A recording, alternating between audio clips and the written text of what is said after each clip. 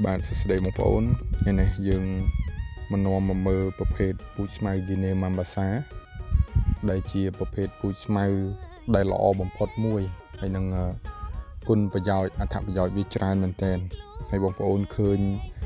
ស្លឹកវាអញ្ចឹងគឺអត់ទាន់គ្រប់អាយុកាត់ទេគឺតិចទៀតបងប្អូនគឺខ្ពស់ណាស់គឺចន្លោះពី1ម៉ែត្រឡើងទៅដល់ដីមានគុណភាពរហូតដល់2ម៉ែត្របងប្អូនប្រភេទហ្នឹងគឺស្លឹកធំសម្រាប់យើងធ្វើស្មៅផ្អាប់ឬផ្អកស្មៅបានយ៉ាងងាយស្រួលអញ្ចឹងបងប្អូនដូចបងប្អូនឃើញអញ្ចឹងការដាំគឺគេរៀបចំដីឲ្យស្អាតហើយគេដាំវាមកដុំនេះថាមកគេ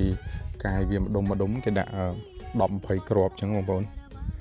តែអញ្ចឹងទៅវាដោះមកគឺវាបានស្អាតមែនទែនហើយកន្លែងខ្លះដូចបងប្អូនឃើញវាកប់ជ្រៅពេកវាក្រិនដូចអញ្ចឹងណាប៉ុន្តែអត់អីទេក៏វាឡើងដូចគ្នាហើយប្រភេទនេះដែរគឺយើងអាចប្របែកកូនវាទៅដាំកន្លែងផ្សេងបានហើយស្លឹកល្អណាស់បងប្អូនដូចបងប្អូនឃើញក្នុងរូបអញ្ចឹងហើយអត់ល្មាស់ទេ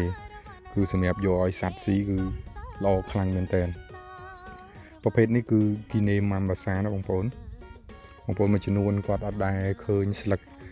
ប៉ិតអញ្ចឹងគាត់ឃើញតែរូបអញ្ចឹងបានខ្ញុំមកឲ្យបងប្អូនទស្សនាវីដេអូនេះអញ្ចឹងប្រភេទស្លឹកគឺល្អមែនទែនស្លឹកទុនបងប្អូនអត់មានល្មាស់ទេគឺយើងយកឲ្យប្រភេទសត្វអីស៊ីក៏បានដែរបងប្អូនក្របីគោ